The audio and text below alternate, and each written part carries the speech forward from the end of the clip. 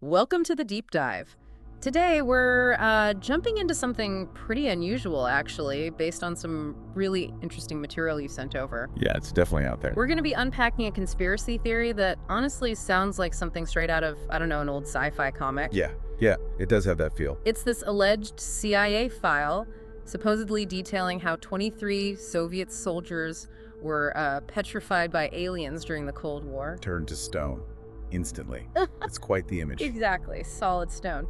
So let's say our mission for this deep dive is to really get into the guts of this theory based on the info we have. Right, look at the claims, what they're actually saying, and then crucially, examine the evidence they point to, or maybe the lack of it. Okay, let's get down to it then. The core claim. The story, as it usually goes, seems to hang on this supposed declassified CIA document. That's the hook, yeah. The idea that there's some official hidden paper trail. And this document supposedly lays out an incident Cold War era Soviet military unit encounters something not of this world.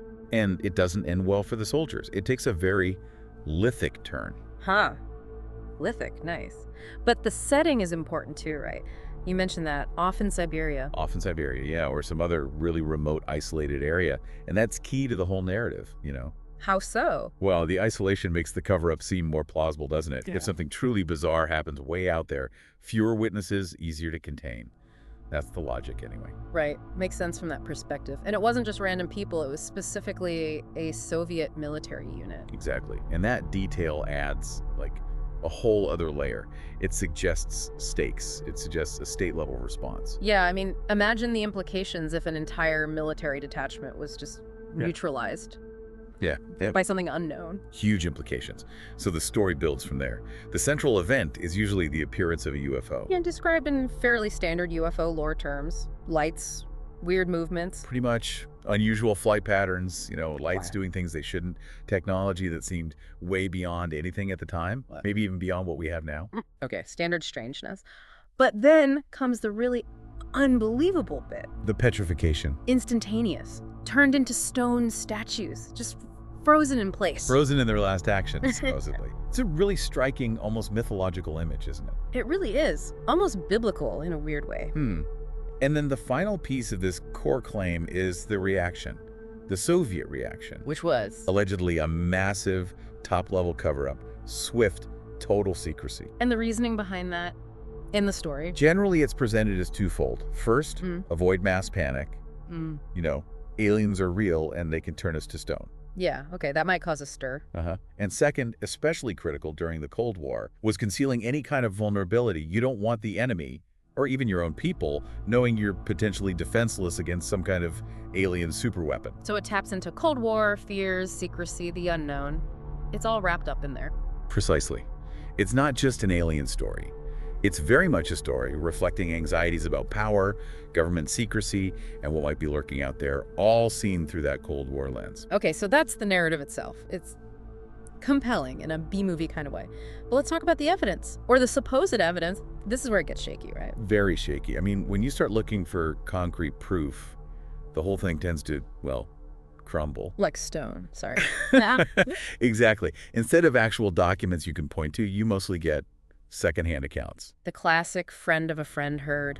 Pretty much. Yeah. Or, vague references to someone in the know, an unnamed source who supposedly leaked something.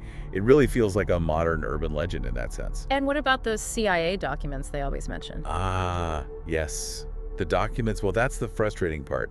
People talk about them, but they're always incredibly vague references. Like, you never get a specific document number. right. Or a date.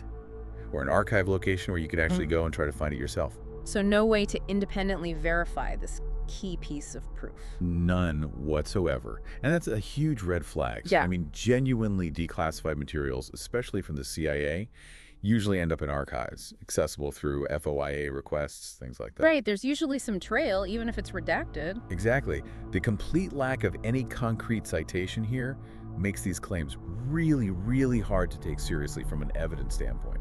You also mentioned how these stories tend to morph over time. Oh, absolutely. Misinformation, exaggeration, distortion. Yeah. It's like a game of telephone.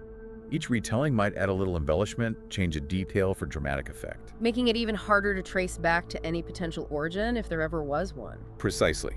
Elements get added, details get confused, and after a while the story might bear little resemblance to whatever initial rumor might have sparked it, assuming there even was one. And the crucial point you made, zero corroboration from mainstream sources. Yeah, that's fundamental. You look at serious historians of the Cold War, you look at scientists in relevant fields, physics, biology, geology. Nobody's talking about petrified Soviet soldiers. Not in any credible academic or scientific context, no. There's just nothing there. No scientific papers, no historical analyses mentioning anything remotely like this event. Okay, so the evidence is thin to non-existent, but the theory persists. Why do people believe such a massive cover-up could happen? What are the motives proposed? This is where it taps into deeper beliefs and anxieties, I think. National security is a big one. How so?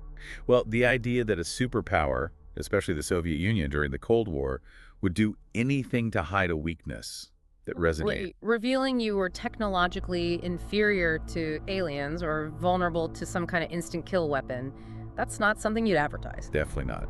Especially not to your main geopolitical rival, or even to your own population.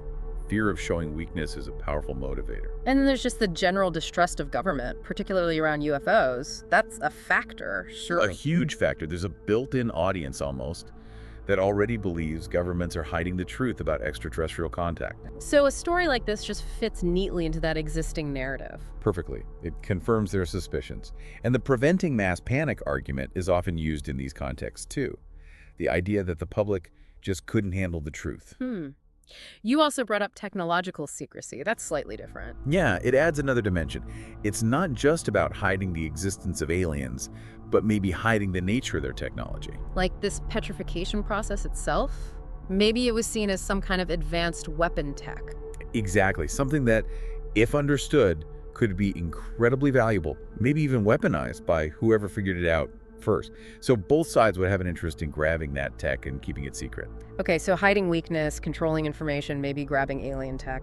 What else? The last one is sort of broader, just maintaining the status quo. Meaning that confirmation of intelligent, powerful alien life demonstrated in such a dramatic and frankly terrifying way that could just completely upend everything. Like religion, politics, our understanding of our place in the universe. All of it. It could be profoundly destabilizing to existing power structures, belief systems, everything. So the argument goes, there's a motive to just keep the lid on, preserve the world as we know it. Okay, so we've got the story, the shaky evidence, and the potential motives for a cover-up. Now let's pivot to the big reasons for skepticism, the counter-arguments. Right, and the biggest one, we've touched on it, is the absolute lack of verifiable documentation. Despite decades passing, despite massive declassification efforts. Nothing. Zero. No credible CIA file, no Soviet records, no internal memos, nothing that substantiates this specific event has ever turned up in any official accessible archive. That silence is deafening, really. And beyond the lack of paperwork, there's the science of it, or the lack thereof. Oh, absolutely. The scientific plausibility is basically zero based on what we understand. This idea of instant petrification, turning living flesh and bone into stone immediately. It just doesn't work with biology, physics, or geology as we know them. There's no known natural process, no conceivable technology that we understand that could achieve that kind of transformation. It's pure science fiction. So it's not just unlikely, it's fundamentally incompatible with known science. Pretty much, yes. You also pointed out the lack of any first-hand accounts. That seems significant. Hugely significant. We're talking about 23 soldiers allegedly affected. Plus, presumably others involved in the encounter, the cleanup, the cover-up. Right. Someone must have seen something, been involved somehow. You'd think so. Over all these years, you would expect someone to come forward. A witness, a survivor, someone involved in the aftermath, maybe someone burdened by the secret later in life. But nothing credible has emerged. No verifiable first-hand testimony, just the usual anonymous sources or second-hand retellings. For an event supposedly involving so many people, that complete lack of direct human testimony is very suspicious. Secrets involving that many people are incredibly hard to keep perfectly forever. Okay. And the last point was the context, the Cold War itself. Yes, we can't ignore the background radiation, so to speak. The Cold War was a time of intense paranoia, suspicion, fear of the enemy, fear of the unknown. A perfect breeding ground for conspiracy theories involving secret weapons, hidden threats, government concealment. Exactly. A story like this, A terrifying, inexplicable event involving the military and a subsequent cover-up, it slots right into the anxieties of that era. It fed on existing fears. Making it perhaps easier for people to believe, even without solid proof, because it felt like the kind of secret, scary thing that could happen then. Precisely. It resonated with the zeitgeist of suspicion and hidden dangers. So, wrapping up this deep dive, it feels pretty clear where we land. The story itself, undeniably fascinating, dramatic, grabs the imagination. Absolutely. It's a great story in a narrative sense. But the foundation it's built on seems incredibly weak, unsubstantiated claims, no credible evidence. That's the long and short of it, yeah. It remains firmly in the realm of conspiracy theory and urban legend, not documented history or science. And I think that brings us back to why we do these deep dives, and something valuable for you listening. It's about navigating all the information thrown at us.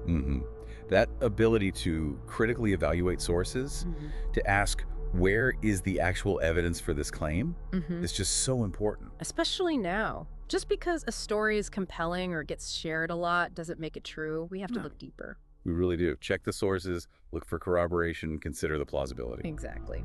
So maybe a final thought to leave everyone with, something to chew on. Okay. Why do stories like this persist, even when there's so much evidence against them, or just a total lack of evidence for them? What is it about conspiracy theories, especially those involving aliens, government secrets, the unknown? What deep need do they fill for people? That's a really interesting question. The psychology behind belief in conspiracy theories is complex. Maybe it's about finding order in chaos, or feeling like you have special knowledge. Or maybe just grappling with the genuinely unsettling idea that there are things governments might hide, even if this specific story isn't true. Lots to think about there. Definitely something to ponder.